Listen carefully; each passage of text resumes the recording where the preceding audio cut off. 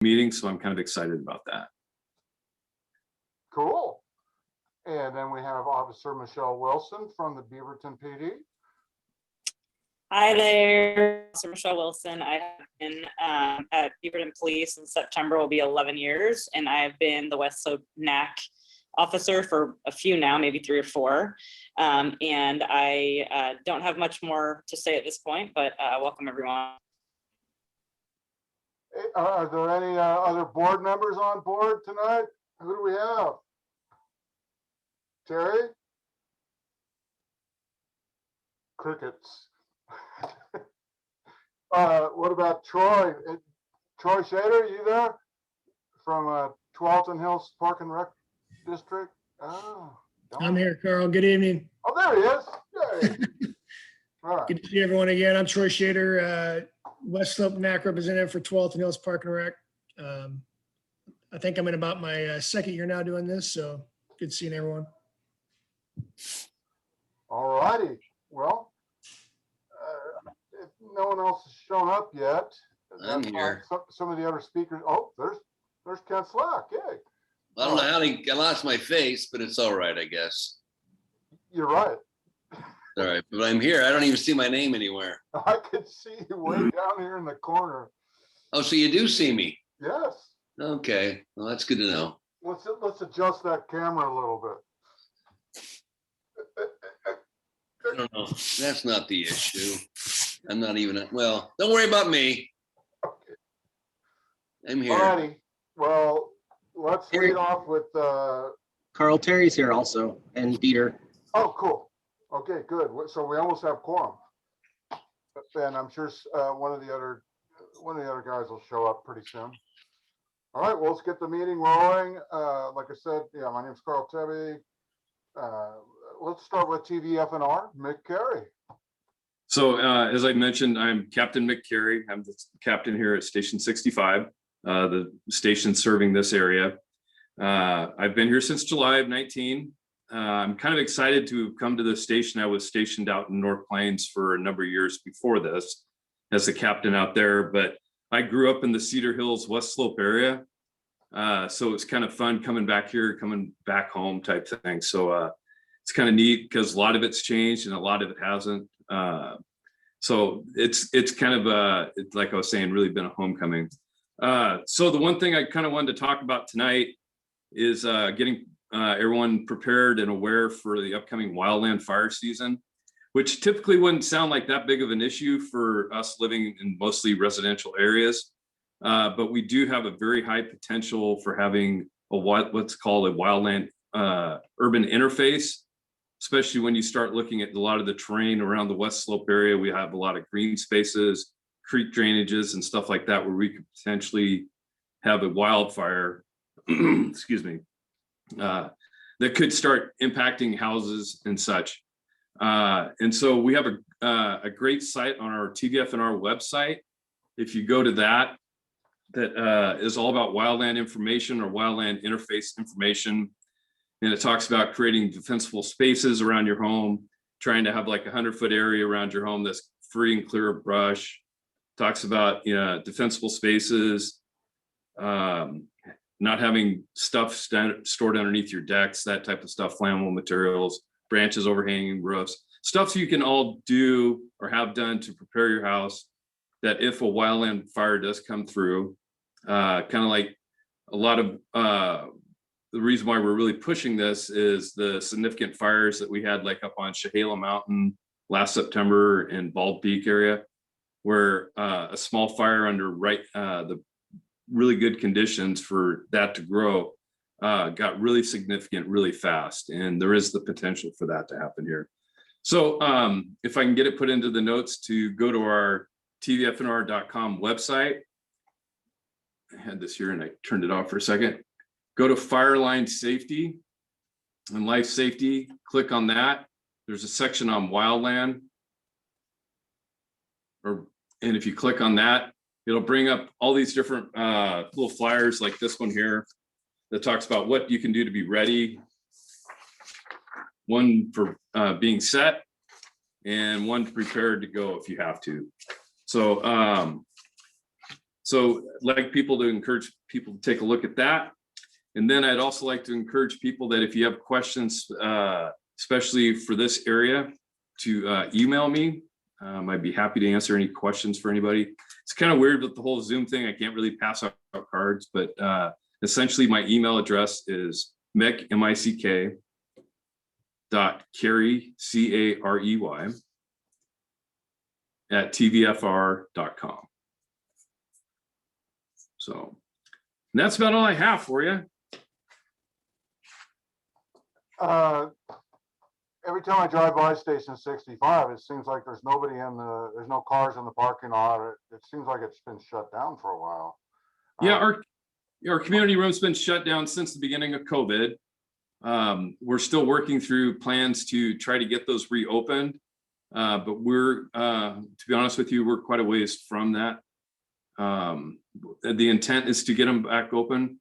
It may be a couple months or maybe up to like 6 months or so before we can actually start using that community room again. But yeah, it's been closed since the onset of COVID.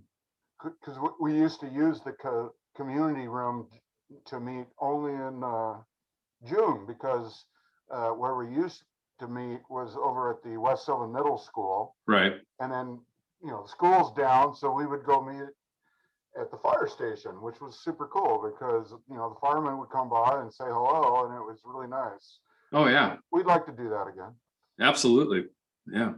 We're looking forward to try to get back to normal as we can. So, as everybody has, COVID's been a major impact for us. So, but Oh, yeah. yeah, definitely looking forward to being able to do that again. So Cool. That'd be great. We will be in touch. all right. All righty. Well, thank you, sir, and Mr. Carey. And now we will move on to Troy Schader from THPR&D. Hey, Carl. I don't have a ton for you tonight, but I do have a few items that I kind of want to get in front of you. So June 19th, there's an opportunity to do some volunteer work on one of our trails, if that's of interest to you. I'm going to do restore some natural areas along the Fano Creek Trail. Most likely pulling ivy and invasives out of the natural areas. So again, that's June 19th. I believe it's meeting out of a Garden Home Rec. So go ahead and check the website if that's something that you want to partake in. Really want to let people know that summer registration is open. This is important for us. We're coming out of being shut down and we're really trying to get things ramped back up. So that summer registration, trying to get the word out on that, get people out there, get them involved and get them back using our programs and facilities. So spread the word on that. If you know people that are interested or if you yourself are, please look into getting registered for some of the summer programs. And lastly, I just want to let everyone know that our facilities, the ones that are open, we're following the CDC guidelines. So you can, there is an opportunity to go in there without a mask right now if you are fully vaccinated and can show proof of that. So a lot of our patrons appreciate that they're able to kind of not have to use a mask when they're working out and things like that. So wanted to let you guys know that that's available with proof of vaccine. I noticed an article the other day that you're gradually rolling out, or not 100%, but rolling out access to the swimming pools. Yeah, slowly kind of bringing everything back online as quickly as we can. It's not as simple as kind of flipping a switch, unfortunately. We've got to be able to get staff in place and, there's a plethora of things that have to kind of line up before we can get some of these things open back up. But I can assure you that we want them open as quickly as the patrons do. Cool. Anybody got any questions for Troy? Hey, Troy, I have a quick question for you. Recently, there was an announcement about public hearing for crossing of the Fano Creek across Schultz Ferry, no, not Schultz Ferry, Hall. And I'm trying to, where it crosses over to City of Tiger, Parks and Rec. Yeah, from Greenway Park. Yes, yeah. Yeah. Mhm. What was the outcome of that, or do we know where that is still? The crossing over, because the bridge under always is flooded. Yeah, you're exactly right. I don't know what the outcome of the meeting was, but to kind of sum up the project, there's an underpass that goes underneath Shoals Ferry from Greenway Park into Tiger. And that area is right next to the creek. Well, that creek, due to a host of factors, mainly beaver activity, will get really high water and flood a lot, which makes that underpass not passable.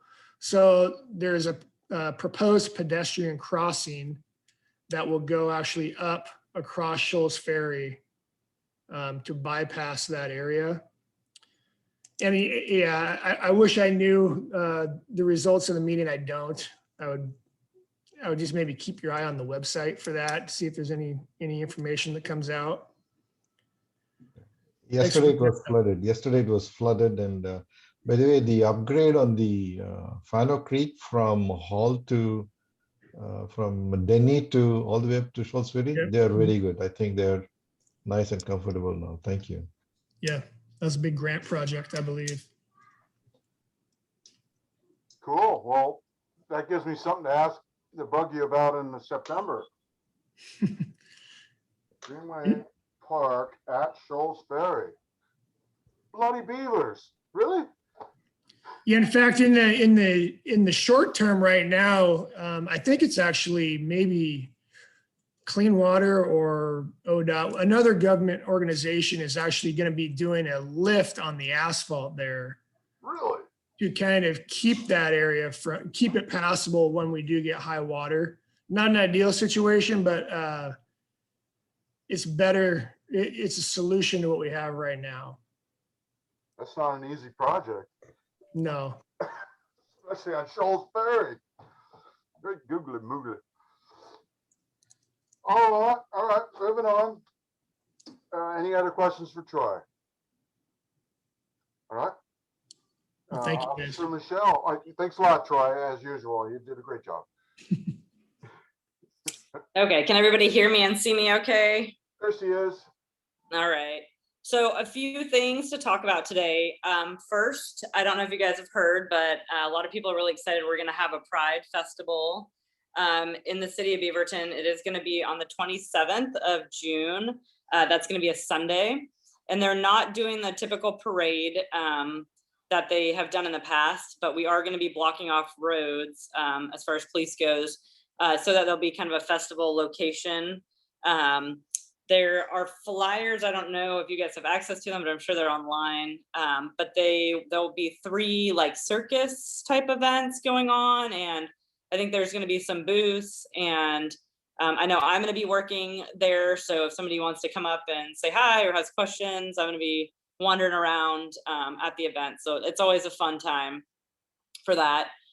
A couple other things are, I want to just go over, I know that we've talked about this in the past, but the difference between when to call 911 and when to use non-emergency. So if you are a witness to or involved in something that's life-threatening or is an urgent situation, you know, if somebody could be hurt in a car crash, or somebody's, you know, walking around with a knife threatening people, things like that, then call 911. Don't hesitate to call that. If it's something, for example, you lost your wallet, you know, when you were on the max, or something that's not completely urgent, then you can use the non-emergency, and we'll get to you as soon as possible. It's just when all these calls come in on 911, they want to prioritize them by what things are, you know, urgent. So for example, like if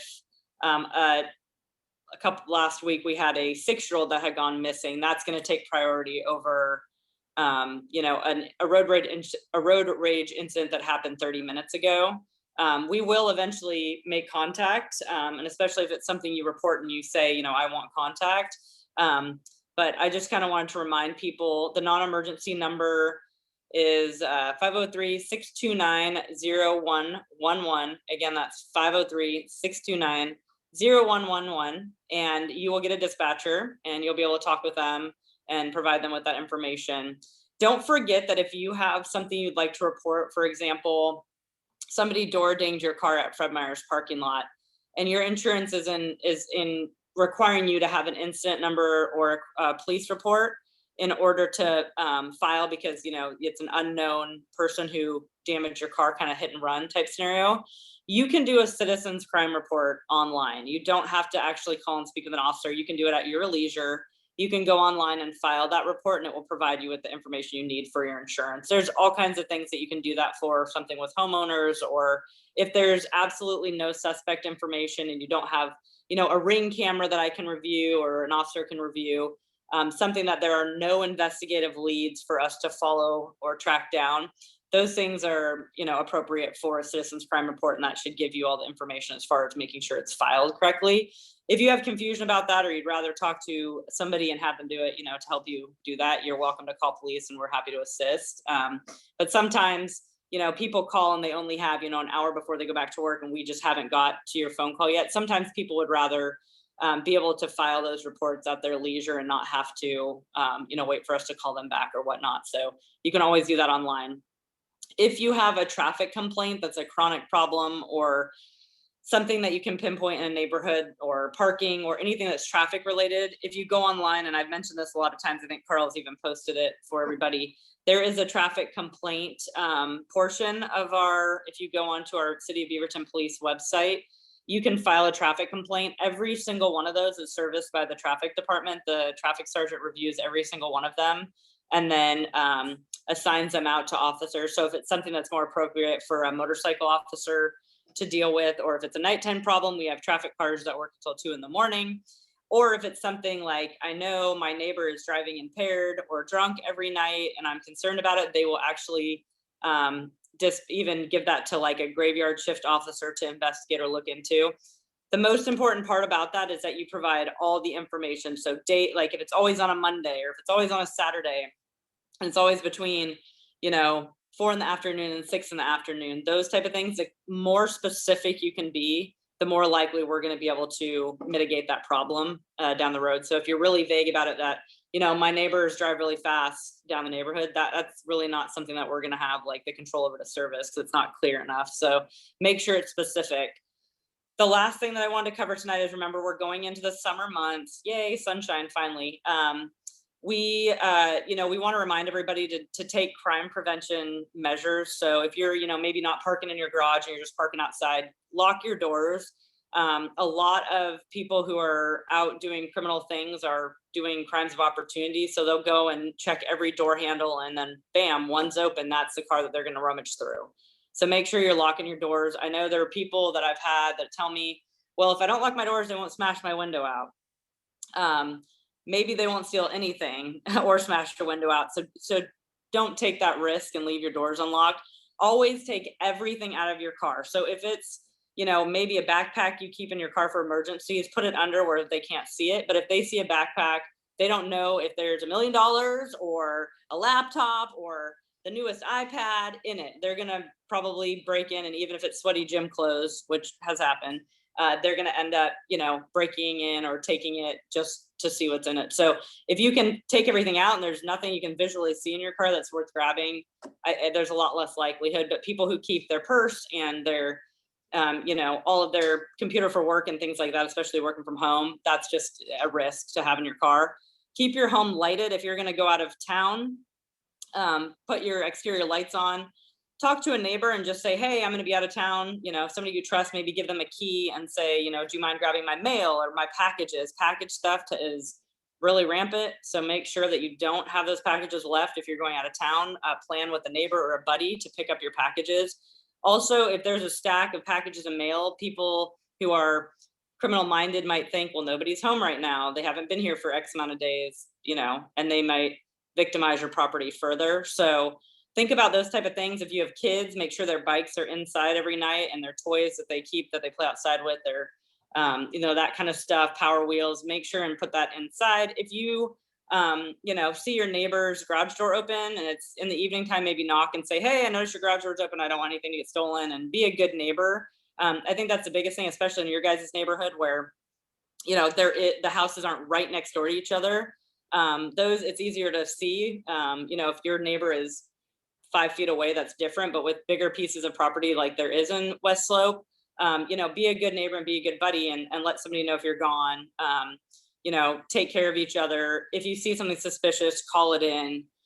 If there are, vehicles that are suspicious, write down a license plate, those type of things. So just take all the crime prevention that you can, so that you don't become the victim, because it's really can be really frustrating. Not only do you lose stuff, but then you have to go through this headache of reporting things and trying to replace things, and it's just not worth it. So find maybe a neighbor or two, and you guys can be partners looking out for each other if you're gone and things like that. That would be my advice for coming up on summertime. Excellent. I have a quick question. You brought up the can of worms about reporting traffic issues, which we've had to deal with for a long time. I know. You know which corner I'm talking about, right? Is it the soccer moms coming in to drop Yeah. off their kids over at the middle school? And that's Yes. going to start up again in September. Fortunately or unfortunately, we've had a year's hiatus from that situation, but it's going to start again in September, because I spoke to Portland Public Schools, and I'll get into that later, but sounds like they're going full strength come September, and that means soccer moms are going to be back around and running that stop sign big time. Yes. And so we've never been able to come up with a fix for that. I remember your predecessors, Mr. White, Dan White, Yes. right? Mhm. Yeah. His suggestion is that we hang out with a couple of lawn chairs, and they would loan us a camera and take pictures of the people running the stop sign, from across the street or right there at the stop sign.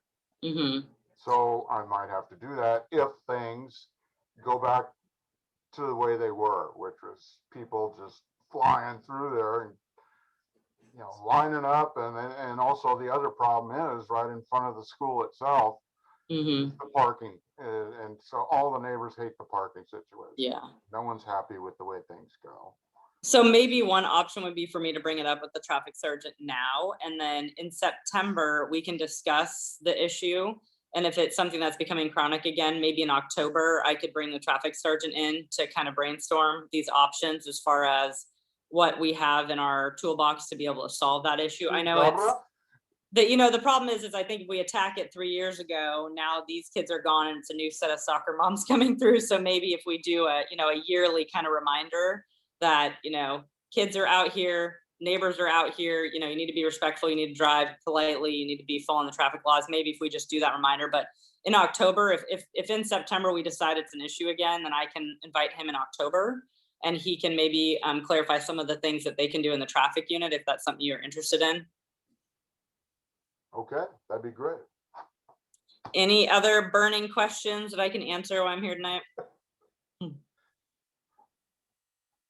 All righty. Well, thank you, Officer Wilson. You're welcome. And I'm hoping to see everybody out at the festival. I think it's one of the first city events. So I know I'm excited to meet with the community again and see everybody's smiling faces, since we didn't have picnic at the park or no car seat clinics that I've been doing. And I miss seeing all the people coming out to these events. So, if you got nothing to do on the 27th, come on down and see what they got going on there. So. Cool. Yeah, I missed riding on the float myself. Yeah, I know. I don't know. I guess they're not doing the parade this year, but hopefully they'll kick that off next year again. I think they're trying to just make sure they can get something going. So. Cool. All right. You guys have a great night. Thank you, Officer Wilson. All right. Bye, guys. All right. So, Miles, do you have a report from the city of Beaverton? Sure. Hello, I'm Miles Glowacki. I'm the neighborhood program coordinator. I have a couple of updates from the city. We're welcoming Jen Haruyama. The Beaverton City Council has appointed Jen Haruyama as city manager. Oh, The appointment comes after a robust recruitment process with community and staff engagement. Hiring of a city manager supports the city's transition to a council manager form of government outlined in Beaverton's new city charter. She most recently served as the city manager of Tracy, California, and her local government leadership career began in 2000. She was the assistant finance director of the town of Los Gatos, California. And then she was the administrative services director and interim assistant city manager, and then city manager of Tracy. She's expected to begin in August of this year. And the new city charter went into effect at the beginning of 2021. It was approved by voters during the May 2020 election. And more information, you can visit beavertonoregon.gov/charter. The library wants you to know that summer reading is underway for both kids, teens, and adults to read this summer, even to earn prizes and give back to those in need. You can complete 15 hours of reading, listening to audiobooks, or being read to, or doing a family activity. There's no registration required this year. You can print off a reading log from the website or pick one up at the library to track your progress. And then between July 5th and August 15th, kids and teens can visit the website for complete instructions. And if adults read and track their hours through August 15th, they can earn meals for recipients of the Meals on Wheels delivery service. For every 100 hours read collectively, the new Friends of the Beaverton City Library will donate one meal, up to 135 total. And then we have a bunch of summer events this year. They're smaller in scope, and there's a complete list at beavertonoregon.gov/events, and also the beavertonlibrary.org/events. And some of them are in person and some of them are virtual. Those are my updates. Excellent. Anybody have any questions for Miles? All righty, the last, thank you, Miles. The last rep would be Terry Lawler from the Beaverton Center for the Criminally Insane. Funny. How about Committee for Community Involvement? Okay, how about that? All right, BCCI. Thank you. Couple of things I want to mention to the group. We are in the midst of, the city is looking into the way in which it will implement a new state law regarding middle housing, I think is what they call it. Oh, right. And they are pursuing certain options that will be incorporated into the city development code and will potentially influence every single family zone district in the city. And the program, or the project, is called the Housing Options, and they're holding a survey and that is open until the end of the month. And to access the survey, I'm not going to give you a jibble jabble website, just Google Beaverton Housing Option Survey, and that'll get you right to this web page that has all of the information, background on the project, what the city is doing, and a survey, a visual survey that they want everyone to take. And I think it will be very helpful because this is coming to all neighborhoods, all residential areas, including West Slope, and we are noted in the background materials as being one of the areas that has the least diverse housing. And there are other parts of the city that share that, but we are definitely, our area is highlighted in a certain color because of that. So theoretically, this program could make for some changes in our neighborhood. It's all based on what a landowner wants to do with their land, but nevertheless, this will provide more housing options in single family neighborhoods. So very important for us to monitor that and participate in this formulation stage of the new rules that will apply to all of us. Well, this is kind of an encouragement for granny units and things. Absolutely, it absolutely is. Okay, and that again, that survey is open till the end of this month. So please take a look at it and participate. And then kind of a follow up on something that I talked about last time, and that is regarding the Traffic Commission and the way it reviews traffic calming projects. A member of our BCCI went to the Traffic Commission meeting on June 3rd of this month, and she presented the findings from from the information that she collected from all of the NACs. And if you may recall, we discussed the traffic calming program at our meeting, I think in March or April. I think it was April. And I submitted that information to Connect, and Connect presented that to the Traffic Commission. And it made a difference with the Traffic Commission. It also helped that City Council has weighed in on traffic calming, and they have indicated an interest in reviewing the program and seeing how just asking the question, why are there all of these projects that are failing? And is there something wrong with the way the traffic calming program is being managed that may result in a lot of failure of projects? So they're going to look into that. And if you're interested, please check into the July meeting. Yes, they will be meeting in July. They meet the first Thursday of the month, and I believe that is July 7th. So if you're interested in pursuing that, please check in with the Traffic Commission. It's again an ongoing project, and there will be more findings in the future when they finally do make some decisions. So I will update you then. Any questions?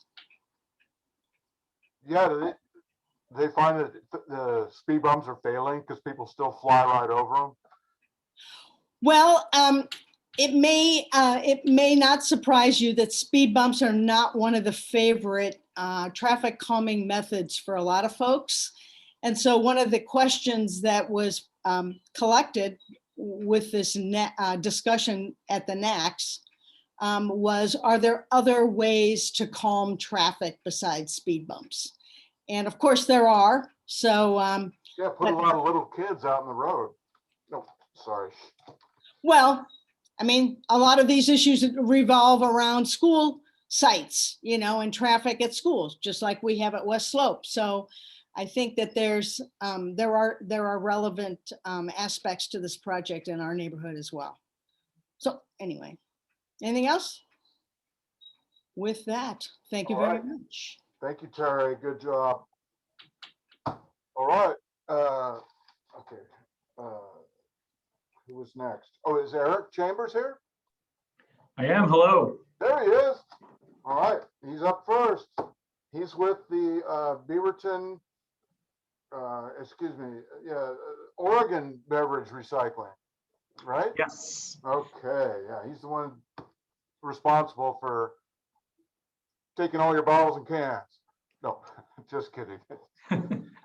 Well, nearly all of your bottles and cans. We get about 80 to 90% of them back. Excellent. Yeah. Do you want me to just jump in and give a little update? Sure. All right, thanks. Well, everybody, it's great to see you. Carl invited me to join you this evening virtually to give a little bit of an update on bottle drop and Beaverton and kind of what's gone on over the last year with COVID-19 and the number of issues in those regards. So I'll just start with a quick introduction. I'm Erick Chambers. I'm the External Relations Director for the Oregon Beverage Recycling Cooperative, which is the statewide steward of the bottle bill. And we run the bottle drop footprint. So our redemption centers and the green and blue bag programs. Actually started in this capacity at the beginning of December. So I'm learning the ropes a little bit as I go. But it might interest you that the previous 14 years of my career I spent with the city of Gresham. So I've worked in local government and with community groups and associations for much of my career. Just a kind of a quick kind of by the numbers. Last year, as you can imagine, was just an incredible year in our system in terms of demand. One of the first things that happened when COVID-19 struck was that the Oregon Liquor Control Commission refrained from conducting enforcement on return to retail, which meant that the vast majority of places in the state of Oregon where people can return cans and bottles, which is retail grocery stores were immediately offline. And that's a big deal. In a normal year, retail grocery returns constitute about 35 to 40% of the system's volume, with bottle drop and the bag programs taking up the other sort of 60 to 65%. But during the retail closures, bottle drop stayed open because we wanted to make sure that people had access to those redemption values. And we were taking at times, 90, 95, 100% of the state's volume. All told, for the year, we averaged about 75%, with retail returns averaging about 25%. And much of that strain has continued on into 2021, although I think there's some good news on the horizon. So, just a quick synopsis of that. I mean, we Oregonians redeemed and recycled more containers in 2020 than we did in 2019 by gross numbers. About 1.8 billion containers were redeemed last year. And so Oregon's bottle bill, sort of writ large, was very resilient in the face of unprecedented challenges. And a lot of that's because of the bag recycling option. So individuals were able to work with the, kind of the green bag program, and felt comfortable, being able to continue to redeem containers that way. And we certainly saw that in our volume data. In 2019, we processed just over 5 million green bags for the year. In 2020, we processed 8.3 million bags. And had a 46% increase in accounts in a single year. So which was just, we were swimming in volume in that regard. Overall, the state's redemption rate will have gone down a little bit, but like I mentioned, from a gross container perspective, we were still a bit up because there were more beverages consumed in the home that would have normally been on-premise sales from a tap or that type of thing. And so there were actually more containers in the system.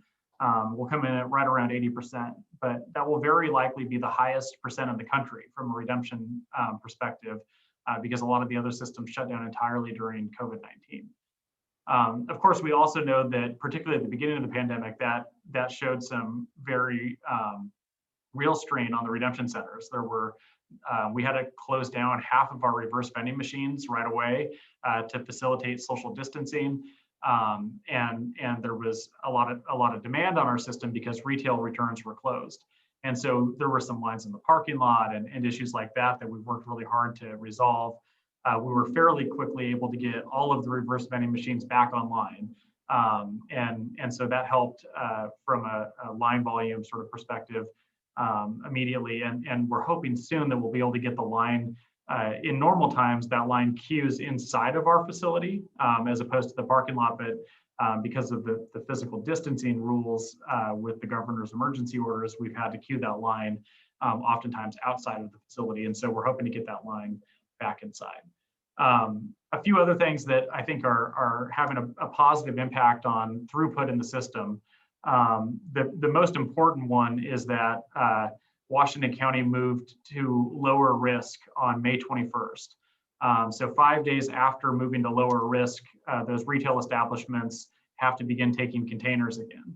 And so 216 return locations just reopened in Washington County. So I think some of the stress and pressure on the bottle drop redemption center there should decrease as people get back to their former patterns with those additional return options. We've also worked to get really creative. The way that the convenience zone around redemption centers works is that once a redemption center is located, then within 3 miles of that redemption center, the retailers can take back fewer containers, 0 if they're within a certain distance, and then out to the 3 miles it goes down to about 25 containers. And so we worked with our partners at Fred Meyer, knowing kind of how the growth that we're seeing in the bag programs and the demand and pressure on the system. So we worked with Fred Meyer and actually got them to locate a drop door within that convenience zone. In fact, very near our redemption center at the Town Square Fred Meyer there. So on April 9th, an entirely new drop door opened up, and we're already seeing close to 5,000 bags a month. In the month of May, there was close to 5,000 bags that came through that facility.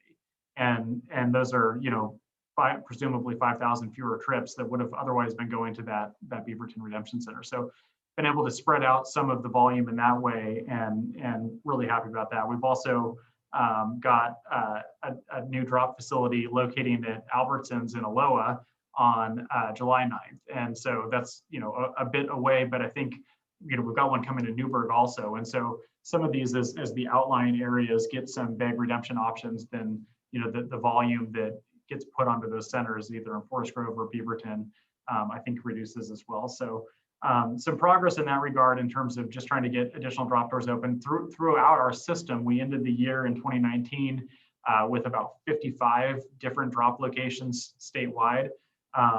Right now we have 75 drop locations open in Oregon. So we're on, a pretty aggressive pace in terms of getting those drop options available at different places, and continuing even in areas that have convenience zones established, trying to figure out how we can get creative with our retail partners to help incentivize them to create more options for our customers. So that's kind of a high level update of what we've been up to. It's been remarkably busy, but the bottle bill turns 50 this year. And it was passed in 1971. In fact, Governor McCall signed it into law on July 2nd. So we're coming up on the very real 50th anniversary of the bottle bill. And we have some fun kind of promotions and stuff that we're planning to help with that. But if you've traveled much outside of Oregon, particularly the states that don't have a similar program, you can very physically see the difference in terms of the litter in the roadways and streams and lakes and rivers. So we're proud of the role that we play in helping make sure that those containers get back into the system and get recycled to the highest and best use, and working really hard to meet the demands of the day as they come. And in the last year, that was quite a process. Well, yeah, that's why I called you. I was very pleased to see that Fred Meyer stepped up and they're starting to use their existing facilities they already had built, specifically the one on Walker and the one downtown. Yep. In Beaverton. They already have that storage space. So why not use it? And then now you guys got the printer, so you can actually, just drop your stuff and grab your money and your tickets, for future bags and things like that. Yeah, you can do everything. Yeah, totally. You can do everything at that kiosk that you can do inside the Redemption Center. You can buy bags at that Fred Meyer. You can print labels. You can push plus and get 20% more for your redemption value by shopping in the store. It's the best investment in the world. It's amazing. You know that over 70% of our bottle drop customers use the plus program. Wow. If that gives you, any idea of the scale of that. I don't know if you're familiar with our Blue Bag program, but I did have our Bottle Drop Give staff pull some quick numbers today. And statewide, we have 3,000 nonprofits that raise about $1 million a quarter for their organizations through, when I was a kid, those were just bottle and can drives for the school and the food pantry and things like that. But the bottle and can drive is all year long now in the Blue Bag program, and people are able to engage their support networks to create nice little passive income streams. The Beaverton Redemption Center has 425 different nonprofits that drop bags at it in the last year. There were 23,633 blue bags that were processed at that Redemption Center, which amounted to $164,000 supporting community organizations. And that doesn't count the bags that go, that are dropped at the grocery stores or brought directly to our plant, because I'm at our Clackamas plant right now, and those are brought here for processing. So even more money than that's getting into the community and supporting those organizations. Excellent. Anybody got any questions for Eric? All righty. Hey, Eric, this may be unfair to you since you're so new to the program, but I just wanted to mention something that I'm sure I'm not the first one, and I'm sure it's not just this particular location.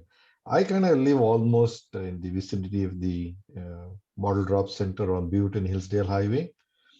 So whose responsibility is it for all those shopping carts that come from Fred Meyer, Target, New Seasons? And either they're all clustered around a bus stop or they're all clustered around the bottle drop site. Yeah. So who kind of follows up, removes them, takes them away? Yeah, so the grocers, you know, they're all private competitors in the grocery market, but they join together in an association that's called the Northwest Grocery Association. And they run a program, a collective program that they all pitch in for that is supposed to pick up those shopping carts and return them back to the stores. They're separately affiliated, you know, they're not directly affiliated with Bottle Drop, although they're an important partner. I'll reach out to the staff over there and raise this location to their attention and ask them if they can get the shopping cart program over there. And I mean, I know it operates there, but I'll let them know that there seems to be a persistent issue and ask them if they can. No, mine was more of a question. I'm sure the same problem exists at most of the other locations also. But two things that I also have to compliment you guys on. The first one is the Blue Bag program. I'm part of that. Great. The second one is getting all these stores like Fred Meyer and others to accept those bags have also helped a lot. That way I don't have to go stand in line or anything. Just go stick my sticker and drop it off and I'm done. Awesome. I'm glad to hear that. Thank you. We've worked tremendously hard on those and we're working. Beaverton was, you were the second one, the second convenience zone drop door that we were able to do. The first one was in Medford. And I'm really hoping to be able to do it in some other communities too. But it's, and actually we've got some additional opportunities in Beaverton if we can get some of our other grocery partners to join in. So we're working really hard to get those options open. And I think that's much of the future when we think about the way that people want to conveniently return containers. We're always going to have, you know, customers who want to return them and be credited in the same day. But for a lot of customers, the convenience of being able to drop them and then have the account credited later is a really good option. And so we know that there's a lot of growth and expansion that still needs to occur in that space. I'll show you. This is I took this picture last Tuesday in our main processing plant here in Clackamas. A little behind the scenes look, but if you ever wonder what it looks like back there, those are your green bags with two huge sorting MRFs in the background. And so we have 5 plants that process bags across the state. This is our biggest one. But there's a lot of volume that's coming through. And we know that there is a peak to that at some point, but we also know that we're probably not there yet. I also have seen that new artificial intelligence technique where it takes a picture to count the bottles rather than counting them individually. And that's some new technology and some new equipment there. Yeah. We were actually last week, we were in the city of San Francisco doing a demonstration on an image counting technology that we developed in-house here at OBRC that our team put together that we're actually in the patent and trademark processing on, which is able to use an optical counting system that machine learns as it goes. So it can recognize container types, material types, and rapidly image count the contents of a bag. So your bag goes on to a smart count AI system and it rolls underneath this eye. It's image counted immediately, and then it processes through to the MRF. And those images are available to our customer service team. So if anybody ever has an issue, they can call and say, you know, hey, I was under a container or something, and our customer service team is actually able to look at the bag contents. And so it's a pretty neat technology, and from a volume perspective, we're able to process bags very, very quickly now, which makes, you know, the Oregon system pretty unique. Again, nationally, when I was down in San Francisco, I was watching the technicians hand count containers and hand sort material types, which is very different than the system we enjoy here in Oregon. Cool. Well, thank you, Eric. You bet. Excellent presentation, and we appreciate your time. Thanks for the invitation. And speaking of recycling, our next guest is Kate Taylor from the city of Beaverton. Cool, man. Thanks. Yep. Bye. Thank you so much for the invitation. Thanks for having me here tonight. I'm going to share my screen here. I can see you. All right. All right. Here And we go. let me get this into presentation mode.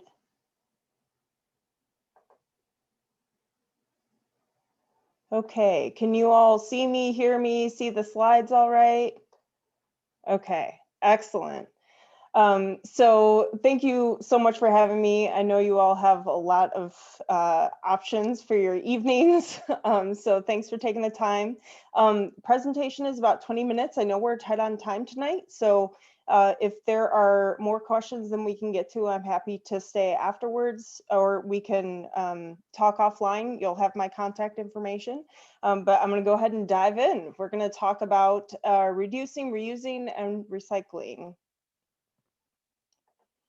So the first thing we'll cover is the big picture. We're going to provide some context to this. Then we're going to talk about all these R's and remind ourselves that there are R's before the recycle, and they actually have a greater impact. So we're going to look at that. We'll look at how to recycle right, because it is important to still keep that stream clean. We'll look at non-curbside items, so things that cannot go in your mixed recycle bin at home or at work. Provide a tool there. And then we'll do a recap, a review, recap, and I'll provide some resources. So if I mention a tool or mention an organization, don't worry, there will be an entire slide with those resources at the end. And then, like I said, we'll try to get to questions, and if there are more pending, we'll address them afterwards or offline. So what is the big picture? The big picture is that from a materials management perspective, there are a lot of different processes and steps that are part of a material's life. We've got extraction and manufacturing, transportation, distribution, and then the actual use of the material, let alone material end-of-life management, which is the fancy pants way of saying disposal or recycling, right? And the reality is that the smallest impact, typically, the smallest impact of a material is in that disposal. The largest impact is upstream in things like, in this concrete example, production and construction, compared to only 4% for the disposal. So this is why, and this is in terms of environmental impact, this is in terms of life cycle analysis and greenhouse gas emissions. So because of this, this is why it's really important to think about all those other R's before the recycle, because if we reduce our impact, we're actually making more of an impact. That makes sense. So actually only buying what we need, asking ourselves if we can repair things. Some examples here are reusable bags. I know that was challenging for a bit with the pandemic, but that's starting to roll back. And you can always store them in your trunk and bag materials when you come back to your vehicle, if you're using a vehicle. Repairing things. So if you're not handy, find a friend. I'm going to share some resources at the end that are great resources for repair. And in non-COVID times, we have repair fairs where community volunteers actually fix items for other community members, which is really cool, whether it's a small appliance or a piece of fabric and electronics. And then this good old reusable mug, right? This reusable bottle is great. DEQ actually did a study and they compared, okay, if you use this bottle and you wash it in a really energy inefficient dishwasher daily, which most people don't do with the reusable bottles, it's still better for the environment than using a disposable water bottle, even if you recycle it. So that just really stresses that it's important to be asking ourselves these types of questions. Do I really need this item? Is it fast fashion? Is it something that's going to be, in and out? is it something that I can borrow or share? Our neighbors, we share a lot of the larger tools amongst us. We share lawnmower. They're things that we're just not all going to be using at the same time. So if we can prevent the production of the material to begin with and share, then we've made a good impact. Can we purchase something that's reused or refurbished? Again, we've touched on repair, and with the refurbished, there's an opportunity to buy refurbished electronics. We have a lot of reused furniture in our home from thrift stores and such. So again, giving items another life before you're even thinking about disposing of it. And not everybody's in a position to do this, but considering quality over quantity. So if it's possible, you know, if you can afford the upfront cost of purchasing something that's maybe a little bit more expensive, but will last longer and you'll have to purchase less in the long run, that's a better choice for the environment as well. So with that in mind, I do want to do a recycling, kind of a 101 recycling refresher for what can go in your mixed recycle bin at home. And I want to provide some context for that list. I know context is always helpful for me, so I try to incorporate that into my presentation. So the yes/no list is something that we use in the Portland metro region. So that includes Clackamas, Multnomah County, Washington counties, and the city of Beaverton. Again, applies to the mixed recycle bins at your home and work. And we consider three things primarily: regional processing capacity. So once a garbage and recycle collector gathers your stuff and drops it on the floor at a material recovery facility, a MRF, which Eric was mentioning, can they sort it? Can they bale it? Can it be, you know, gathered into something? And then once they can bale it, number two, is there a stable market for that material to be bought and sold? So can you do something with it once you have it? And then number three is ease of education. So can you easily educate around what's recyclable and what's not, and have a consistent message? So this is that list. This is the yes/no list, and don't worry, it'll be up a few times throughout the evening. But this is just a reminder that we've got paper, plastic, and metal that's mixed together. And then on the side, we have our glass bottles and jars. And I'm just providing this context because we're about to take a deeper dive into the material recovery facility, so we kind of get an idea of the why for the list. So here on the left-hand side is a material recovery facility. You can see the pile of material behind them very easily could have come from Beaverton homes and businesses. And you'll notice that this is, these are individuals, these are human beings sorting on a conveyor belt. So that's a really fast belt. There's also a magnet to pull out the steel, and there's an eddy current to pull out the aluminum. And at the end, we have our paper. That's the big pile on the right-hand side.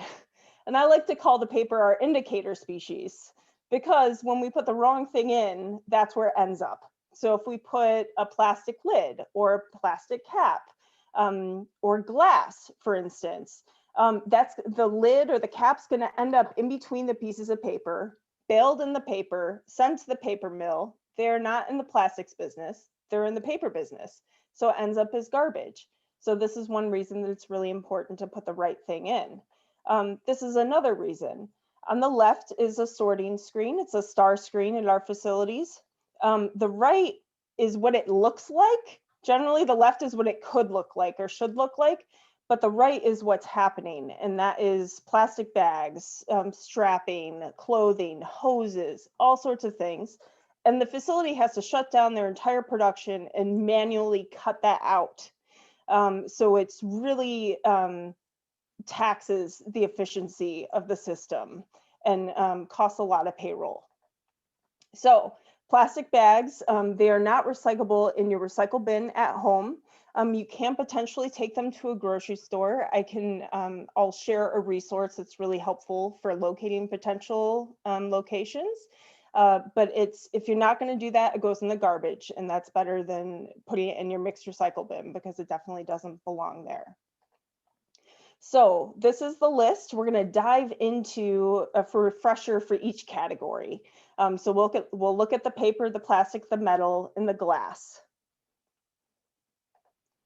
So here's the paper. You've got your juice or milk cartons. Just give them a quick rinse, toss that cap in the garbage, and have them maintain their current original form and just toss them in. Spiral notebooks are okay. Shredded paper needs to be contained in a paper bag, cannot be in a plastic bag. Paper bag crimped shut and write shredded paper on it. I know it sounds silly, but then the people on the line know what's in the bag that they're holding. And if it's loose, it turns into snow at the facility. So it needs to be contained. Paper boxes, like your cereal boxes, pasta boxes, paper egg cartons, toilet paper rolls, paper towel rolls, your envelopes with the little plastic window, that's okay. Post-it notes are okay.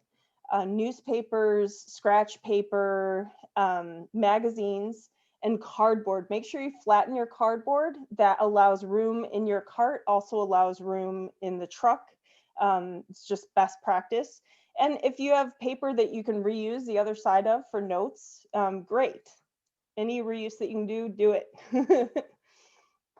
Okay, plastic. The main thing here is to remember that in our region, in the Portland Metro region, we go by shapes and sizes. So 6 ounces or larger, 5 gallons or less. I'm going to say that again. 6 ounces or larger, 5 gallons or less, a bottle or round container. So a bottle with a neck or round container, 6 ounces or larger, 5 gallons or less. I know there's Chobani yogurt that's like 5.3. That's okay. It holds 6 fluid ounces. The idea is that you don't want to go so small that it gets lost in between the paper and ends up at the paper mill.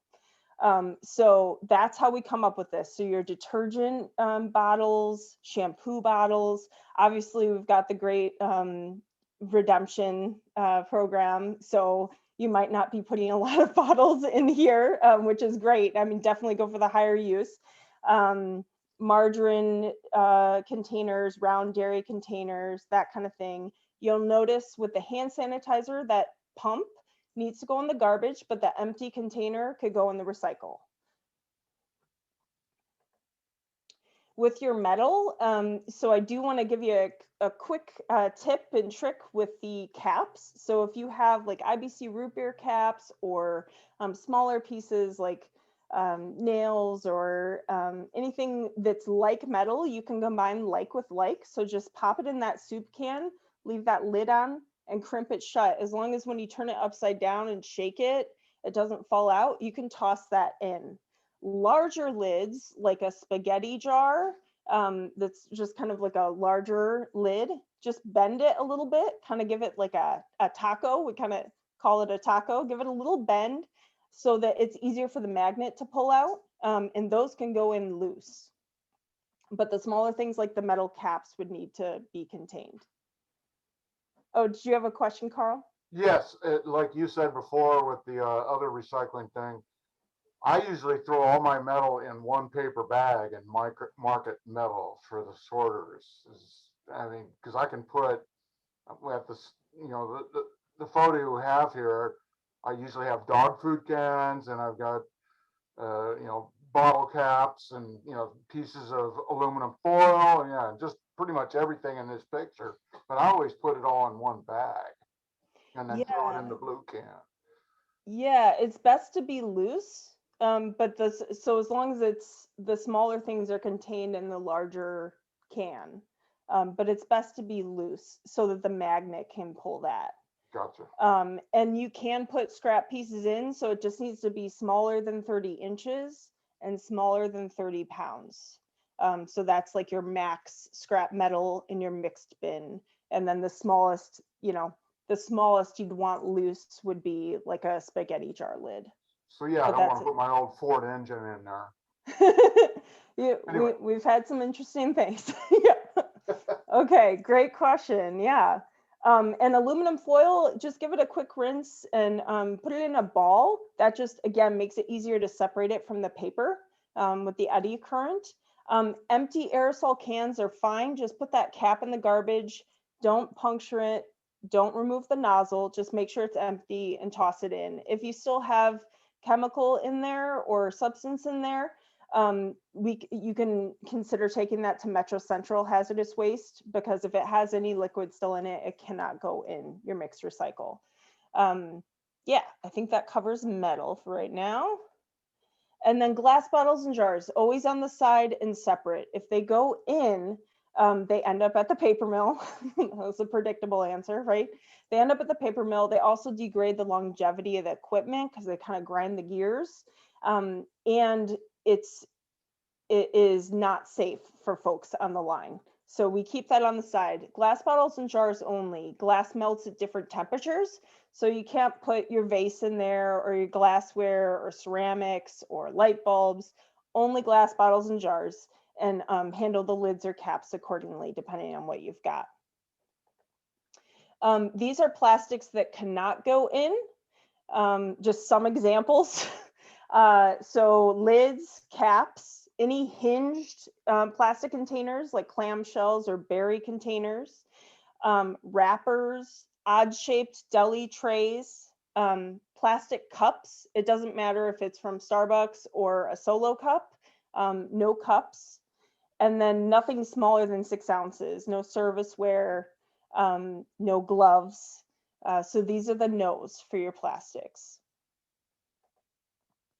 And then these are some no's with wet strength material. So wet strength is basically a plastic or waxy type lining that stops the paper from allowing liquid to penetrate it. And it does not pulp up well at the paper mill. It just kind of gobs up. So these things are garbage. Your coffee cups, your frozen food boxes, paper to go containers. These are garbage. This is also garbage here. So wipes always go in the garbage. They never go down the toilet. They never go down the sink, only the garbage. Same with disposable masks, napkins, paper towels. So this slide is also for someone who does not have compost, and we'll go to a compost slide for you all here next. But if you do not have compost, this is accurate. So napkins, towels go in the garbage. Any food soiled paper, food debris on a pizza box, that goes in the garbage. The only exception is if the top of that pizza box is clean somehow, it doesn't have any sauce or cheese or grease, you can tear that off and put that in the mixed recycle bin. But if you have a compost roll cart, in October 2017, we did roll out a food scrap program. Carl asked for just kind of a quick update. And so since October 2017, we've been adding food scraps to our yard debris carts. This is for single family homes with yard debris service only at this time. It is on our radar to expand it to HOAs and ultimately to high density areas. Hopefully down the road, even multifamily. But right now it is single family only. To our knowledge, we have not had a Beaverton load rejected, which means we are giving them good, clean material. And it's going to Recology in North Plains. It gets turned into great compost that's used industrially, commercially, and residentially. So the program is going well. If you do have a compost cart, you could put that pizza box in the compost cart, and you could put paper napkins and towels that were food soiled in that compost cart. Side note that Kleenex, facial tissues are garbage. Anything that's ever touched chemicals or bodily fluids is garbage. And keep in mind too that this compost roll cart is being processed in a commercial setting, so it gets way hotter than your backyard compost. So that's why you can put meat and dairy and fish and bones and all these things in there, all these different foods that you wouldn't be able to put in your backyard because it gets so hot and it's being handled commercially. So this is a super helpful resource. This is oregonmetro.gov/find a recycler, all one word. You can type in your address or your zip code and say plastic film, block foam, computer, batteries, and it will generate a potential list of places to take your items. I always suggest calling first to make sure you're on the same page regarding any fees, hours of operation, acceptance lists, that kind of thing. but it is super helpful. There are just some things that cannot go in our mixed recycle bin, but they have a home somewhere else. One of those, for instance, that's really important is batteries. If those go in the mixed recycle bin, they start fires at our material recovery facilities. It's really dangerous to have those in there, but they have homes elsewhere. And so this is a great, and you can always call us, absolutely. But this is a great online tool that's at your fingertips, you know, at 2 in the morning, if you're digging through stuff and organizing.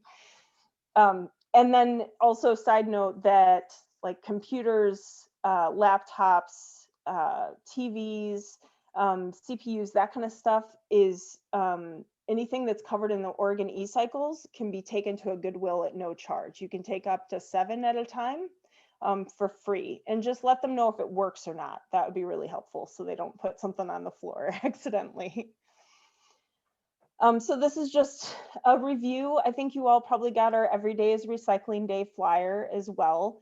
And so this is in the center fold, something very similar to this. But again, always keep that glass on the side. And when in doubt, ask about it. It's better to ask about than to put the wrong thing in.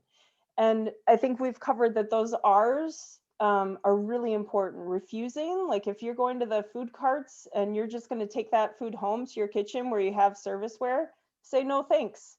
And when they offer you the plastic stuff, you know, so yeah, it's just if you can refuse, so reuse, reduce, reuse, refuse, and repair. Chopsticks in my kitchen. Right, exactly. And then it is still important to recycle right. So this is the resource page I was mentioning. This is our website. We've got some videos on there. There's one about plastics in particular.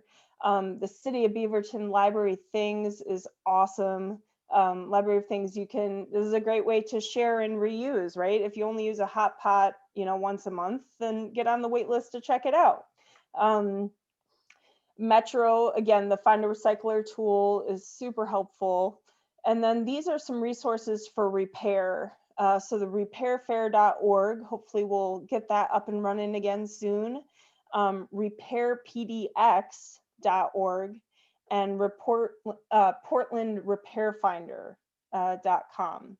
But I know I've thrown a lot at you. We've got another presenter. So I think I got to look at the time. Yeah, I think I'm happy to stay afterwards, unless you want to try to answer some questions now. How do you want to move forward, Carl? I know we've got Amanda next. Actually, yeah, I need to get the next guy on because he's been waiting. But, you know, because we did run over with the previous speakers. Yeah. Sorry about that. But no worries. If you're happy to stick around, that'd be great. Absolutely. I will do that. Okay. Thank you so much. Nice job. Thank you. All right. Justin Johnson, you there? Yeah, I'm here. Awesome. Oh, it's Austin, not Justin. Okay, sorry, I spoke wrong. This is Austin Johnson from the Oregon Department of Agriculture. I don't know if anybody else has noticed that there's little bug motels in the front yard, but I've got one. So I invited them to come tell us what's up. And Perfect. Is there a way I can share my screen? I don't see a, oh, just kidding. It's right in the middle. Sorry. I see a green arrow. I don't know how I got on. It's only the second time I've ever used Zoom, so it's may take a second. Miles, give him a hand. Yeah, any tips on how to share screen? Oh. Okay, so yeah, to expand, though, Oregon Department of Agriculture is concerned about a musical group that's invaded our neighborhood called the Beatles.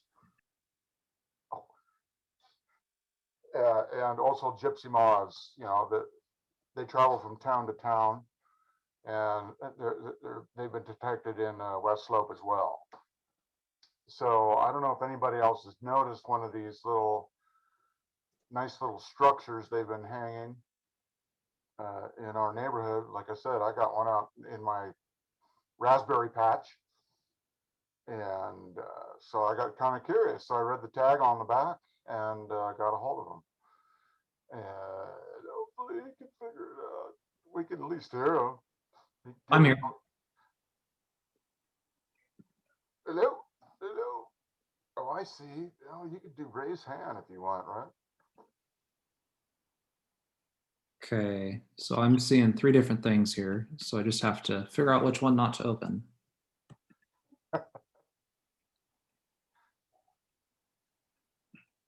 I do apologize for the technical problem. difficulty. Hey, where's Miles? Miles, give us a hand.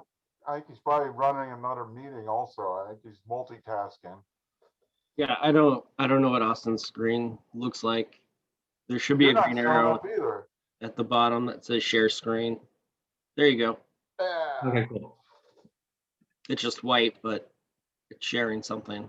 Do you see my PowerPoint? No. No.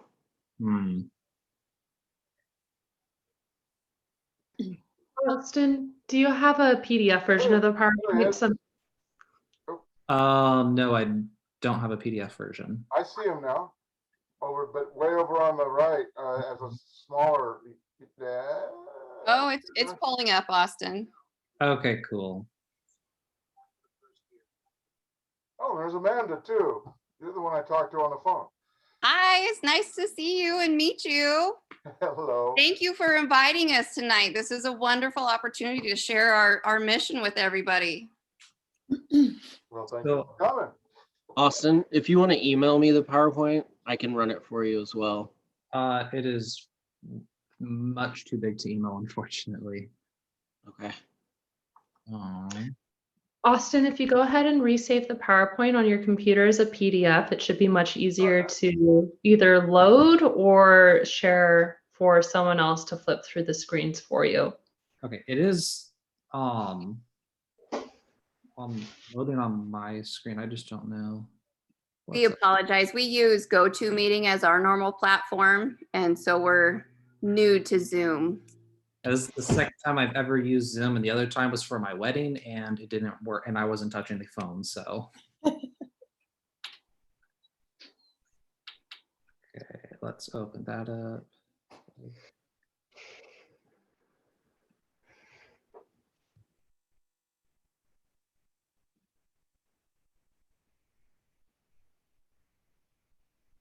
While we're waiting for Austin to get the PowerPoint going, I guess we can go around the room and introduce ourselves from the Oregon Department of Agriculture.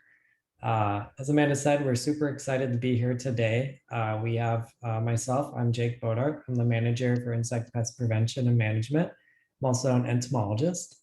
And then Amanda, do you want to introduce yourself? And then we'll hop over to Haley.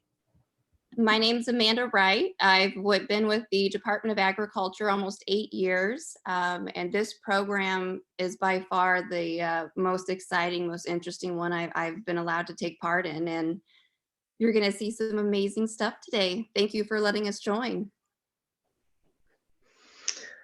Hi all, my name is Haley Day. I am the logistics specialist and acting field coordinator for the Portland field office. I've been with Oregon Department of Agriculture for about 4 years. This is my first year on permanent staff, and 3 years before that, I was one of the people putting out those fun green things that you're about to learn about.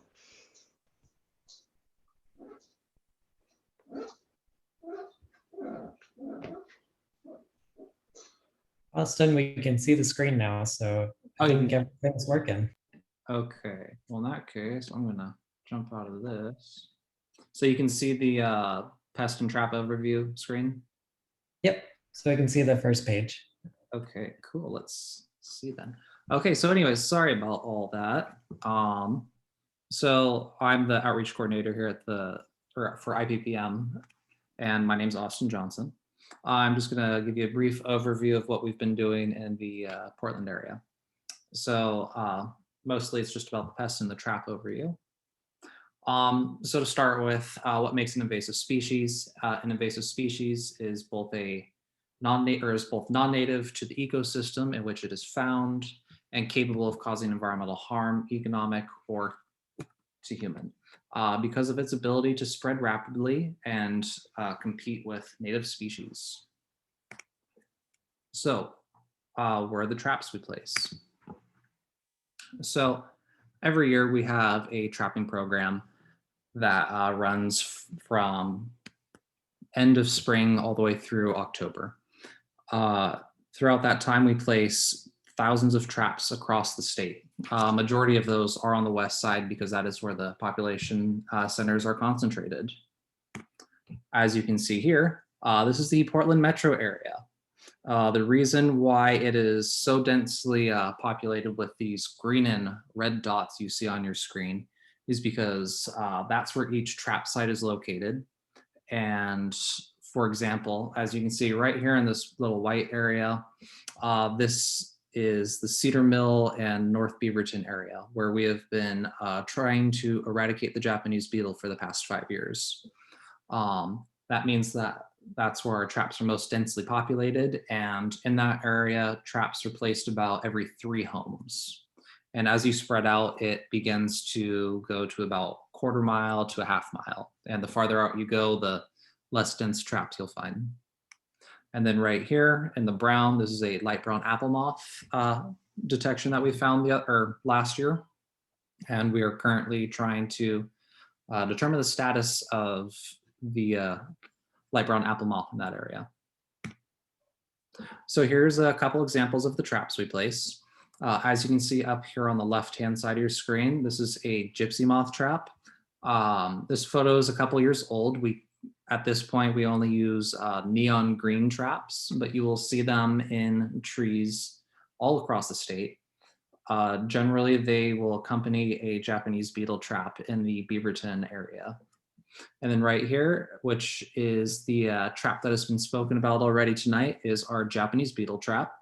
It is a trap that essentially just hangs on a metal stake, and I will explain more about where we place those and why later. So here's just a better close-up view of what the traps really look like. On the left, we have the gypsy moth, and it actually works for Asian gypsy moth and European gypsy moth. They're 2 different invasive species that come from that are invading us from 2 different areas. And the traps are thankfully very effective, and it's been able to help us a lot over the years. Then over here on the right, we have the Japanese beetle trap. And in that, we also have the ability to place an oriental beetle lure, which is also an invasive species. And those traps are generally, we call it piggyback, where we're essentially just sticking the lure in there and hope that we don't find anything ever. So onto the Japanese beetle. So just a little bit of background on the Japanese beetle and how to identify it. Right here, as you can see, this is what a Japanese beetle looks like. It has a metallic green thorax with reddish brown wing covers and these hairy white patches around the edge. In order to be a Japanese beetle, you have to have all 3 of these characteristics. Otherwise, it is not a Japanese beetle, and it is more than likely one of our commonly misidentified species in Oregon, such as other ground beetles, golden bee-breasted, Klamath weed beetle, and the box elder bug. And then when you're looking at a Japanese beetle, it's roughly, comparing it to a penny, it doesn't even fill it up. It's pretty small. So Japanese beetle is a very destructive pest. It's one of the most destructive pests in the United States, actually. It feeds on the roots of over 300 plant species, including blueberries, hops, grasses, and roses as well. The adults feed on the flowers and the foliage of those plants, and the larvae will feed on the roots of generally turf grass. The Japanese beetle is pretty well established over on the east side of the United States till about the Rocky Mountains east for the most part. West of there, we have smaller pockets that we've been trying to get a hold of over the past several years. And just here's a couple more photos of what the damage looks like from the Japanese beetle. In Oregon, there's actually a lot at stake for when it comes to a Japanese beetle invasion here. So at stake, we have, for agriculture wise, we have our nurseries, our seed beds, orchards, and field crops, all of which would, we have an estimated $43 million cost in quarantines and increased pesticide use. Other areas that the Japanese beetle can infect are personal yards, parks, golf courses, cemeteries, and business parks, along with nearby wildlife. The reason that what our project is to prevent them is because it is such a destructive pest that it will completely destroy rows of trees, agricultural areas, and it will bring in costly quarantines onto our state, which will really hurt our farmers, which is what we're trying to avoid. So with the Japanese beetle trap, we place over 11,000 traps in the Portland metro area. But overall, we place just over 14,000, or we attempt to place just over 14,000 across the state of Oregon. In these traps, we have a lure, which is a rose-scented foam pad. And then on the other part of it, it includes a female beetle pheromone lure. And these are both very effective in trying to attract the Japanese beetle to the trap. When the Japanese beetle comes to the trap, it will bump against the wings of the trap, fall into the cup, and not be able to get out because they are not very good flyers, for one, and the cup is so slick that they're unable to climb out as well. That's funny. They just bump into the wings of the trap and fall in the cup. That's it. Yep, they're pretty clumsy, thankfully. So, summary of the catches across Oregon over the past several years. We first discovered a infestation of the Japanese beetle in the Cedar Mill area back in 2016, as you can see here. And then that instantly started a eradication process where the Department of Agriculture created a plan to try and eradicate the Japanese beetle from the Cedar Mill area. And then from that, the next year, not realizing how many beetles there really were, we found 23,454, which was a lot more than we were expecting to find. And then, as you can see, also we found some others in the PDX area, which is just around the airport, and then Swan Island, and then Oakland, Oregon, which is way down south near Roseburg. And then, as the years have progressed, we have been able to knock down the Japanese beetle population pretty well. We went from 23,000 some odd beetles down to 4,364 beetles last year, which is a very large decrease in the overall population, and it is very reassuring to see the numbers continually go down year after year. The main cause for concern at this point is just watching the beetles as they spread out and trying to contain those pockets on the outside of the treatment areas. So here's the treatment boundary map that we had for this season. As you can see, it is all over the map. We have some way out here in Northeast Portland. We have a beetle down here in Lake Oswego, Tigard, but the main chunk is over here in the Cedar Mill, Beaverton, and Hillsborough area. The reason that the map has become a little bit clunky like that is because we've been able to knock down the Japanese beetle population enough in those specific areas where we no longer have to provide treatments to eradicate them from those areas. And let's see. So now I'll go to gypsy moth. I'm happy to take questions at the end for any of this. So for gypsy moth, it is also an extremely destructive invasive species here in Oregon. They feed on hundreds of species of trees, and they can defoliate large swaths of forest. They are also established over on the East Coast for the majority of their area. It's mostly Pennsylvania to the north, and over there, they are considered a terrible, terrible pest, and we are very lucky that we don't have them here due to the amount of just green forest that we have here. We are very lucky to not have an established population. And here's a photo of damage that gypsy moths have caused by one of our colleagues actually up in Washington State. So this is what a gypsy moth trap looks like. It's a little green box that you'll see hanging from a tree. So for the Portland field crew, they place over 5,000 traps throughout the Portland metro area. In them, it's 3 sides of glue, and then there's also a female moth pheromone, which is what attracts other male gypsy moths to the trap. So the reason we use a female moth pheromone is because female European gypsy moths are unable to fly. So what that means is only the males can fly, so you only really have to worry about attracting the males, since the females are pretty much stuck where they're at. With this, when the moths fly into the trap, they get instantly sucked to the glue and they're unable to get out. And they're actually one of the most effective invasive species traps we have currently. Throughout the state, we are attempting to place over 11,000 gypsy moth traps and European or Asian gypsy moth traps. So in 2020, we had 2 detection sites here in Oregon. We found one European gypsy moth up here in the Rainier area, and then we found a Asian gypsy moth over here on Sauvie Island.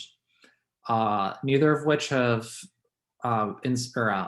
made it so we had to start an eradication. However, we are densely trapping these areas now to better determine whether there is a actual population of the gypsy moth in the area.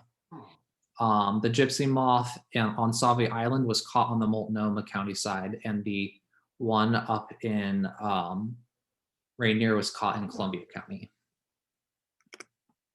So after detection, we have a couple things we do. We increase our trap density, as I mentioned just a little bit ago, for the next 2 to 3 years to determine if there is a population in the area. The determination is needed in order for us to actually go in and start treatments. So for the Japanese beetle, we use a product called Acelepryn G, which the active ingredient in that is chloroternilipol. And what that essentially is it affects the Japanese beetle in their most vulnerable state when they are just newly hatched grubs under the turf grass generally. And for the gypsy moth, we use BTK. And for that, it is an organic insecticide. So it's actually a bacteria that is sprayed either by ground or by helicopter or plane over large areas of forest land. And does anybody have any questions? Yes. Is there a different? What's the difference between a Japanese beetle and a bark beetle? That they had a lot of problems with that down in California, if I'm not mistaken, and they eliminated a lot of pine trees. Yeah, so Japanese beetle doesn't really go after like tree trunks as a bark beetle would. They go after the soft leafy parts of trees and plants and shrubs, versus a bark beetle where they'll burrow into the bark of a tree and slowly eat or destroy the tree from there. And I apologize if you can hear a baby crying in the background. I can hear you just fine. So my Doug firs are safe? From the Japanese beetle, they have never been known to attack Douglas firs. Okay, and then, so you guys are going to maintain these traps, like the one that's in my front yard. Yep. Until you're satisfied that things have been eradicated, correct? No, we'll only keep that trap there until about no later than the end of October. The reason we do that is because we need to bring the traps in every year so we can clean them and make sure that we can place them in new areas for next season, because we want to be able to continue to trap in new areas to see if the pest has moved into a certain neighborhood or not. Gotcha. Cool. Any other questions for Austin? There she is.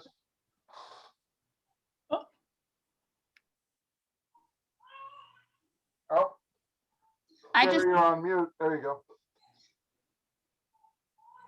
No, There we go. there you go. Can a citizen or a resident opt into getting a trap? Or, is something you manage, or can a landowner decide they want to monitor their own property and obtain one of these traps somewhere? So for the most part, when our trappers are going out, they're giving a specific location on a map of where they should be placing a trap. And from there, they are given the ability to determine what location best suits a trap and where a beetle would most likely, or where the insect we're targeting would most likely be found at. We like to always try and get permission from a homeowner before we place the trap, but occasionally we're unable to contact anyone in a specific area. So we will place our traps in the right of way, which is generally anywhere from your utility box to the road or sidewalk to the road. And if Jake has any other input on that, I'm not sure. Austin, I have some input for that one. We absolutely love when people volunteer to host traps. It helps us a lot with our speed and efficiency and our ability to survey the areas. The one thing is, though, just because you volunteer to host a trap doesn't mean we can get to you. We have 20 technicians that are covering a very wide range of space. So we do our best, and we absolutely love people working with us and volunteers to host those traps, and we do our best to put them wherever people have requested them. How did you find this? Did you actually find the damage of this beetle, and that's what alerted you to that this program needed to be initiated? I can take that question if you guys want.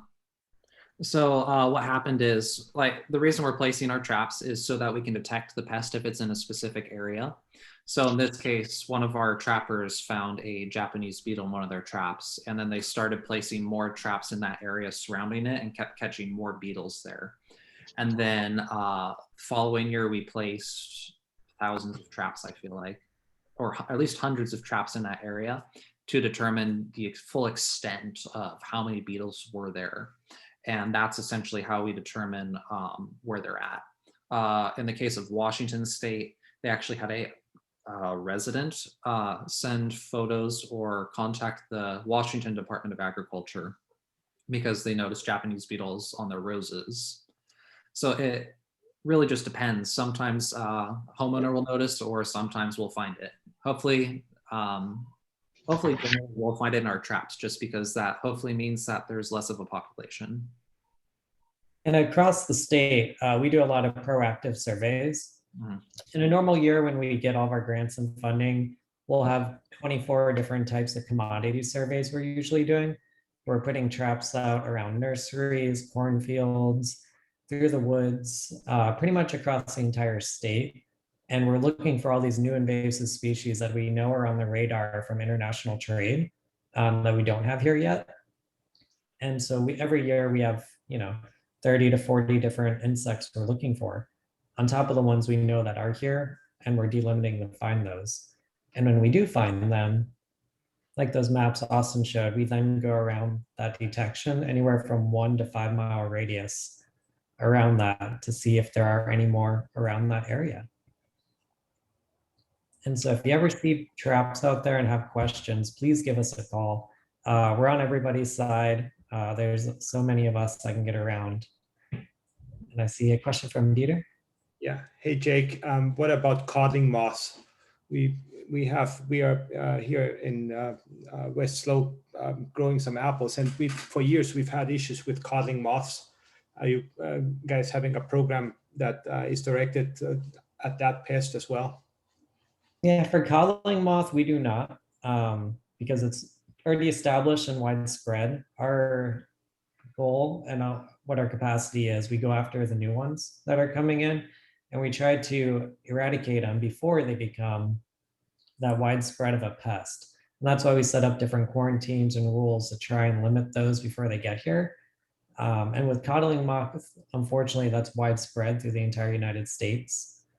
We can look up some information for you on coddling moth if you would like some recommendations on how to treat that in your property. And we could share that and follow up on that. We're hanging traps similar to the ones that you have for your gypsy moth, but I was just curious if you guys have a program, because if you did, then I would have reason to talk to you. But if you don't, then I'm fending that battle by myself. Yeah, but we can definitely get some reference material together for you. Yes, if you have like a that. contact to share at the end. That would be great. Okay. All right.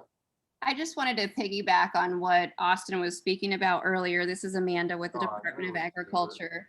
A lot of the calls I get, people wonder, why am I being, why is a trap placed here? Or how does it spread? And usually it spreads to other areas of the state unknowingly and unsuspectingly. Say somebody moves out of our eradication area up in the Beaverton Hillsborough area, and they move over to Bend or Cottage Grove, and they take their outdoor potted plants with them. That could possibly be introducing the Japanese beetle to another location where it currently is not.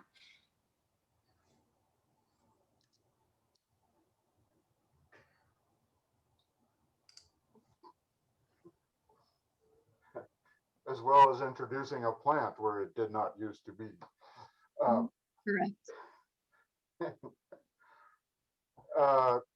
Great presentation, you guys. I'm glad you showed up. ODA, Austin, excellent job. Haley, Jake, everybody. That was so cool. So, in the future, though, should we expect to see maybe a few more traps in and around the West Slope area? Hope not. Yeah. Definitely hope not. Anything else to look out for? Like I said, man, I'm worried about my 30-foot high Doug firs, man. I don't want them to go down. Yeah, so gypsy moths, we want to keep an eye out for those because they can attack furs. And then Asian giant hornet, it's not for furs, but we're putting traps out this year for that. So if you ever do see an insect out there and you have a photo of it or the specimen, if you're just make sure you don't get bit or stung, always report it to us and let us know. We have a whole lab of entomologists that can identify these things for you. And citizen scientists, that's the best way sometimes for us to find new invasive things. For instance, people spotted a new tortoise beetle that was attacking eucalyptus trees in Portland, and they reached out to us a month or two ago on it, and that was the first detection of it in Oregon. So if you see weird things attacking your trees you haven't seen before, call us before it's too late, so that way we can try and help the best we can. Yeah, we get calls all the time and find new invasives that we didn't know about, and sometimes they're kind of serious. So always please feel free to reach out. If I recall correctly, didn't they have to do overhead spraying for the gypsy moth down in California when I was in college at UC Davis? Yeah. Yep, so they still do. Very controversial. They also was controversial for light brown apple moth in California. We do that. It is BTK, which is a soil-borne bacteria that we spray. In Corvallis 2 years ago, we did an eradication for gypsy moth. There we did a ground spray, and our contractor had to treat all the trees and spray the trunks, and it's about 45 acres, and we were able to eradicate those gypsy moths. Wow. So it was effective. Excellent. Yeah. It's extremely effective.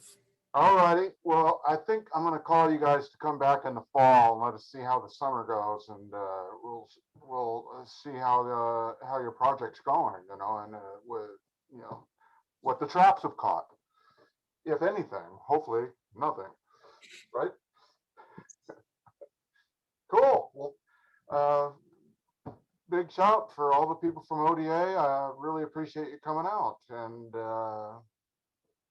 we've got to go to old news and new news. So we'll see you in the fall. Thank you for having us. Thanks for having us. You're welcome. Very welcome. All right.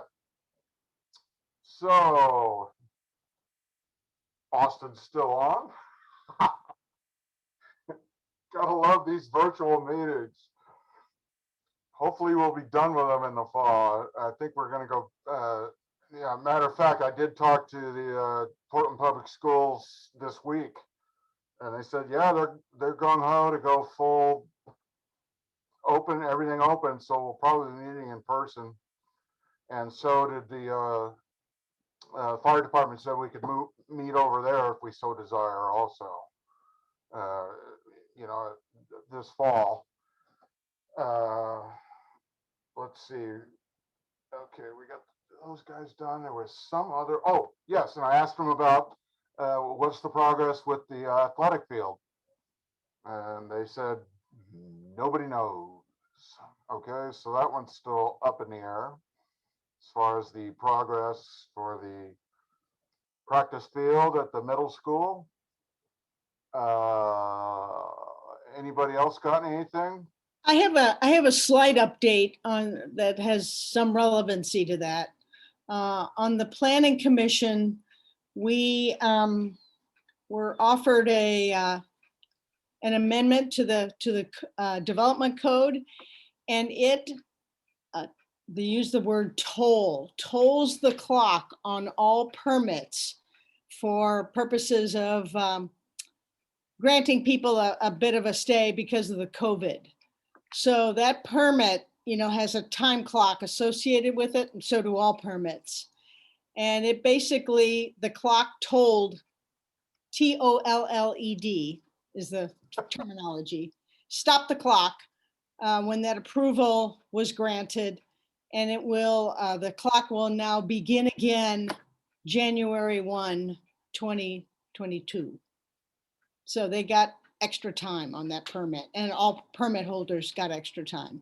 We heard it at the Planning Commission last Wednesday. It's going to be forwarded to the City Council, and I suspect that they will pass that text amendment. So just information about that permit. It will not be expiring in the 2-year period.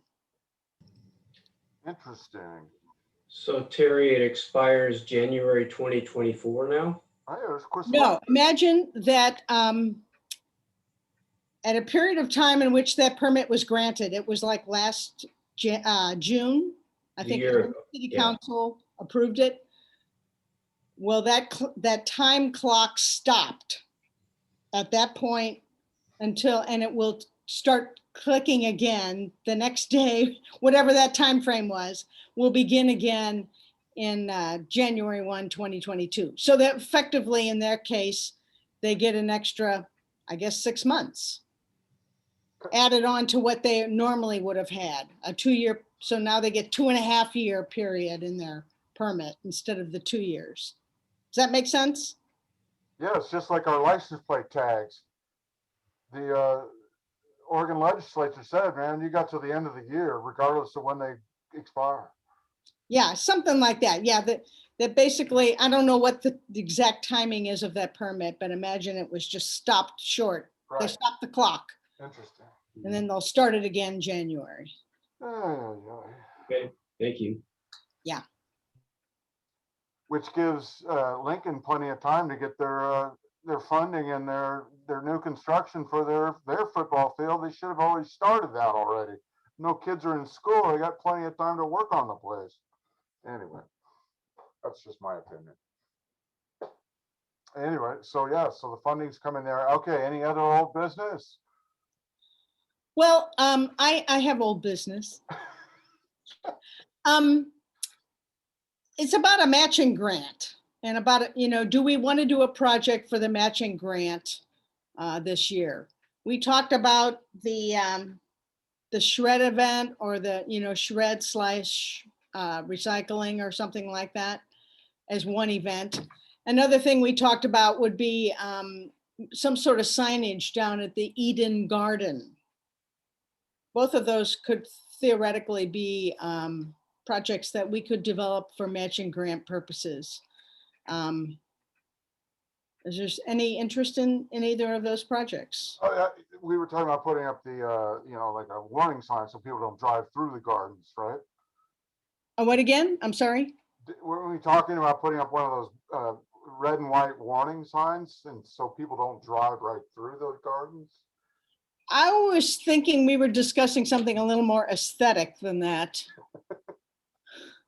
But I mean, that's something that project was not very well developed. It was just a matter of, we talked about, I think at our last meeting, about putting a sign up about, this garden is partially supported by A sponsorship sign, that's right. kind of a sponsorship sign. Gotcha. I mean, if you want, I will be happy to talk with the garden people about developing that concept Okay. over the summer, because we're not going to meet, I assume, for the next couple of months. That's already been approved. Okay. All right, let me write this down. Sponsoring sign for our friends at Eden Garden. The Garden of Eden. Oh yeah, and then, okay, speaking of old business, since we got a few minutes, what about switching the meetings from Tuesday to Thursday? What did we decide on that? Anybody have any ideas? Anybody have any opinion?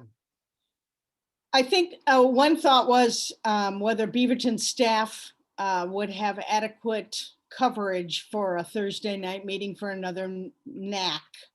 And I guess I would punt that to Miles. So did you guys look into that? If it's the first or fourth Wednesday, or Thursday, excuse me, first or fourth Thursday of the month. Oh. The second and third months, second and third week's already full. Okay. I could go for fourth week. I mean, what would that mean? Let me think. That means, yeah, even later in June, but we'd still get it in our May meeting because, or maybe not, because it might coincide with Memorial Day. But other than that, I think that would work with the school and or the fire station as far as place to meet. So I think we're going to get back, and I think we're off visual, I hope, or excuse me, virtual, come September. So, okay, we'll have everybody approve that at our next in-person meeting. And then, so what would it take? Just having a vote and having it approved by a concession, and then we just redo our schedule as far as you guys were concerned, Miles. Yep. And we'd order some new either stickers or something to put on the signs. Oh, right. We would have to adjust the signs a little bit, but it shouldn't take too much to go from Tuesday to Thursday. I mean, I could do that with a Sharpie. And so I think the main thing is if the school district is available that night. Oh, right, on Thursday night, exactly. Yeah, you're right. Fourth Thursday of the night. Yeah. They might have, they might have a couple of groups that are on Thursdays all the time. And so that's where we were able to sneak in. Okay, that's a good point. I will check with them. Because I have to check with them anyway in order to start scheduling for September. All right. Okay, so do we have a quorum? Let's see, who's here? Chris is here, Dieter's here. 1, 2, 3, 4. I think we only have, wait, who's missing? Jerry? I mean, Kent is still online. I don't see him. I think he's still here. And then, so that makes 7, but is there one other person I'm missing? Oh, Joe. So yeah, we have 8 members, so we need 5 to make a vote. We have 5. 1, 2, 3. Oh, see, hey, Kent, are you still here? Slack. Neighbor. Kent Slack. Oh, man. No, he bailed. And so, yeah, so Joe's probably on top of a mountain in Kilimanjaro right now. Oh, well. So, yeah, maybe check with the school district and we could take that up. Yep. I guess we'll in have to. September. Well, that means we don't even have to vote to adjourn. Right. Any other new business? Any other new items for anybody? Because yeah, I have to start. I tried to get the I've tried to get the principal of the middle school here for the last 4 months. And she was supposed to be here last month and didn't show. So I'd like to talk to her, about what her opinion and what the situation is with the athletic field, and verify that all the kids are going to be back in school, because I know a lot of people want to find out about that. It'd be great have a if you new were out in my principal. front yard. They just got a new principal. I don't know when she starts, but it's a new person now. Is it Dr. somebody? I don't recall. Okay, what her name is. because that's how the secretary said. Yeah, Dr. Kellenmer or something like that will get back to you as soon as she can. And like, oh really? I don't know. I never heard that name before. Anyway, so okay, well, working with them as well. And then so yeah, we got the summer off. See you guys.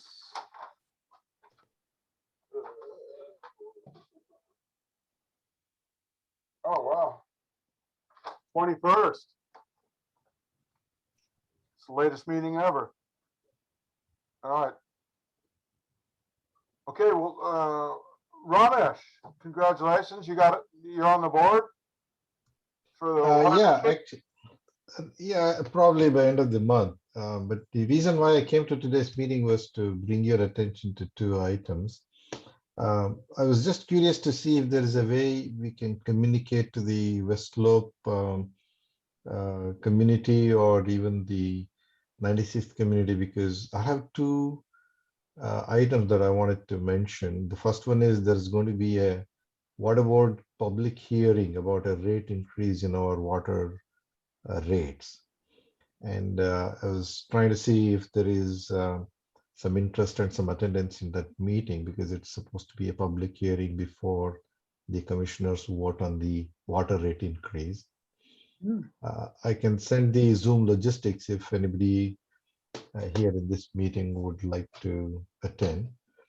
The second item is I had a communication from the Washington County Land Use and Transportation Department that they have made some study because of a request I had made about 6 months back on 96th about some of the speeding vehicles on that. And they have funding to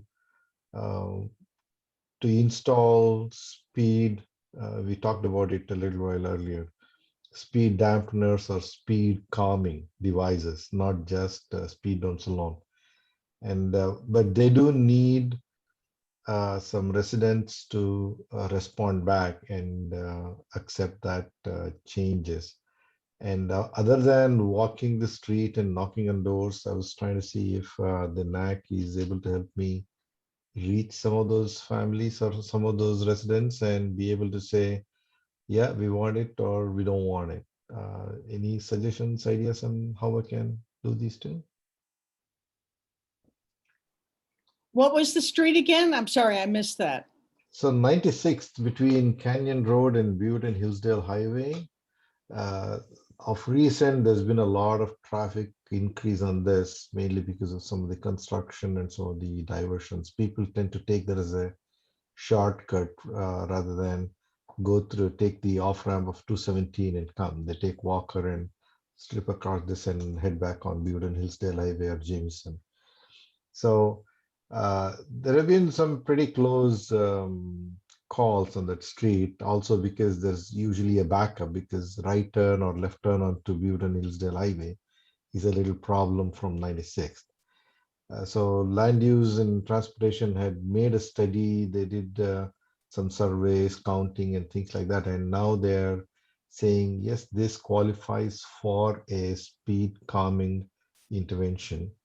But they do need something like a 51%, at least 51% of the residents on 96 to be able to sign on and make that request. It cannot go on just one person's request. And I'm trying to say, I'm trying to go through a variety of forums to see what is the best way to reach them and get the responses. Is there like a mailing list? Is there like a contractor, or is there a MailChimp? Any way to get to them? That's a Washington County gig, man. Right, but it affects 96th Avenue, which is the West Slope. Yeah, that's not our area. That's unincorporated. Actually, it's, I forget what they call it, but it's It's unincorporated Washington County. yeah, but they have their own like NAC thing. CPO. Yeah, That's they it, yeah. CPO's there. That's the people you need to contact right there. Washington County CPO for area 3 or 4. Okay. Well, I'll probably ask them and follow up. They didn't give a timeline, so I thought I'll start with the NAC. Hey, they're always looking for people to get on that board, so you might be able to do No, that. no, not board. This is just getting the work done. Well, and my observation is that Nextdoor is probably one of the Yeah. well-used way for community members to get to know about topics. I've already gone through Nextdoor and also one of their Facebook portals, and I was trying to see if there is any other way of reaching out. And the water board meeting, is anybody interested in attending that tomorrow evening and hear about the, I can probably post the Zoom logistics on the chat if you want to copy, or is there a way I can send it to you guys? I posted it on the West Slope NAC Facebook page. Yes. Did you see that? I can post the logistics also there if you want. And on Nextdoor. Oh, yeah, sure. I'll do it on Nextdoor also. All right. Those are the two things I had, and thanks for accommodating me, guys. Thanks a lot. Good night. Good luck on the water board. We're looking forward to it. Okay, we're We'll running see. overtime, man. I'm calling it. I vote we adjourn. All in favor? And we are gonna, Kate's gonna hang in here, right? For a little bit of Q&A, hopefully, if we adjourn. If you all have questions, do. I can stay a few minutes. Yes. Okay, thanks. Yeah, absolutely. All right, meeting officially adjourned. Okay.